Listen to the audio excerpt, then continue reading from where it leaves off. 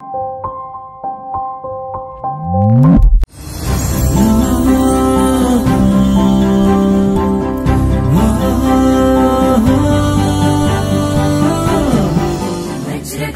ಮಹಾವೀರ ವಿಕ್ರಮ ಮಾರುತಿ ನಂದನ ಹನುಮ ಶೋಕ ನಿವಾರಣ ಭೂತನಾಯಕ ಅಸುರ ನಿಕಂದನ ಕನುಮ. February 11, 1847ರಲ್ಲಿ America ಖಂಡದ ಓಹಿಯೋ ಪ್ರಾಂತ್ಯದ ಮಿಲನ್ ಎಂಬ ನಗರದಲ್ಲಿ ಹುಟ್ಟಿದ ಥಾಮಸ್ ಆಲ್ವಾ ಎಡಿಸನ್ ಅವರು ವಿಶ್ವದ ಪ್ರಖ್ಯಾತ ವಿಜ್ಞಾನಿಗಳಲ್ಲೊಬ್ಬರು ಅಂತ ಸಾಮಾನ್ಯವಾಗಿ ನಮ್ಗೆಲ್ರಿಗೂ ಗೊತ್ತಿದೆ. ಥಾಮಸ್ ಆಲ್ವಾ ಎಡಿಸನ್ ಏನು ಕಂಡಿಡಿದ್ರು ಅಂತ ಸ್ಕೂಲಲ್ಲಿ ಒಂದು ಚಿಕ್ಕ ಮಗುಗೂ ಕೇಳಿದ್ರು ಹೇಳುತ್ತೆ, ಬಲ್ಪು ಅಂತ. ಹೌದು, ಭೂಮಿಯ ಕತ್ತಲೆಯನ್ನು ಕಳೆದು ಬೆಳಕನ್ನು ನೀಡಿದ ಸೂರ್ಯ ಅಥವಾ ಚಂದ್ರ ಅಂತ ನಾವು ಥಾಮಸ್ ಆಲ್ವಾ ಎಡಿಸನ್ ಅವ್ರನ್ನ ಕರಿಬಹುದು.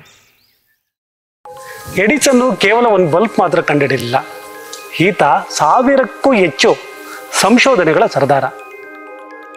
ವಿದ್ಯುತ್ತನ್ನು ಬಳಸ್ಕೊಂಡು ಏನೆಲ್ಲ ಸೃಷ್ಟಿ ಮಾಡ್ಬೋದು ಅಂತ ಜಗತ್ತಿಗೆ ತೋರಿಸ್ಕೊಟ್ಟಂಥ ಅಸಾಮಾನ್ಯ ವಿಜ್ಞಾನಿ ಇವನು.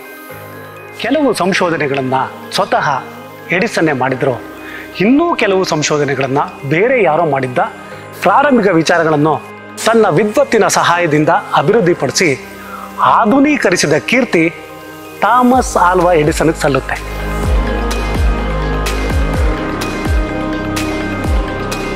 ಇಂತಹ ವಿದ್ವತ್ತು ಪಾಂಡಿತ್ಯ ಪಡೆದಿದ್ದ ಎಡಿಸನ್ ಯಾವ ಪದವಿ ತಗೊಂಡಿದ್ದ, ಏನು ಎಜುಕೇಷನ್ ಮಾಡಿದ್ದೆ ಅಂತ ತಿಳ್ಕೊಳೋದಾದರೆ ಕೆಲವೊಂದಷ್ಟು ಸಂಗತಿಗಳು ನಮಗೆ ತಿಳಿಯುತ್ತೆ.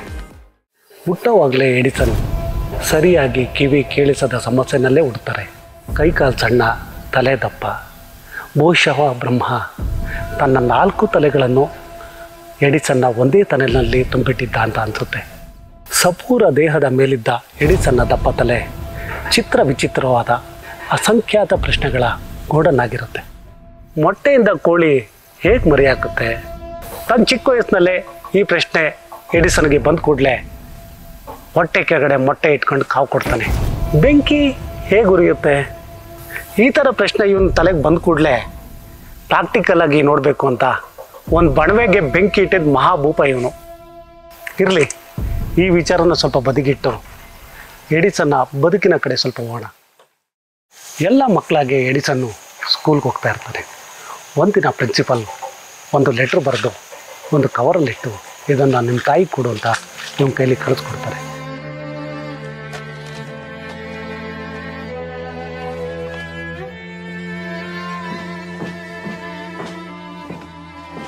Thomas, why are you not in school?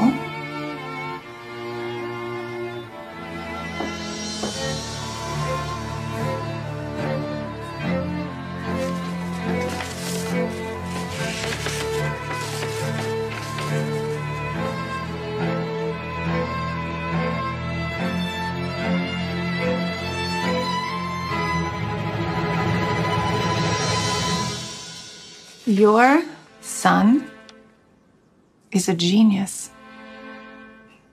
This school is too small for him and doesn't have enough good teachers for training him. Please teach him yourself.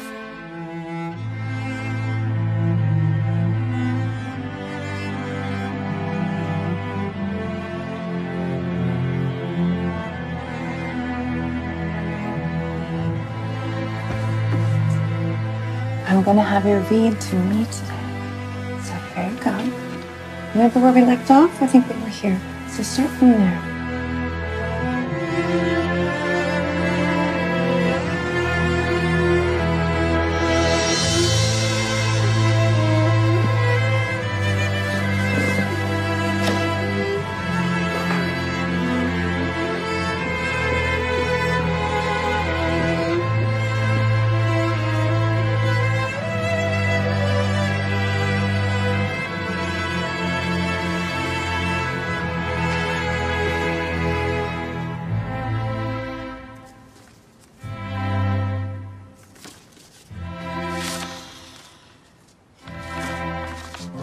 Miss Edison, your son is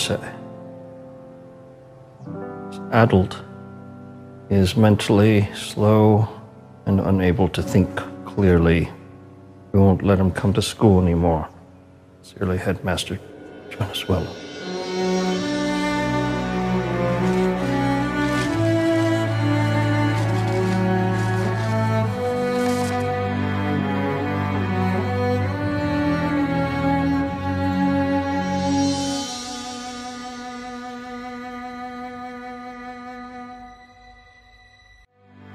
ಹೌದು, ವಿಶ್ವವನ್ನೇ ನಿಬ್ಬೆರಗಾಗುವಂತೆ ಮಾಡಿದ ಎಡಿಸನ್ನ ಸಂಶೋಧನೆಗಳು ಒಂದೆರಡಲ್ಲ, ಬರೋಬ್ಬರಿ 1093 ಯಶಸ್ವಿ ಸಂಶೋಧನೆಗಳು.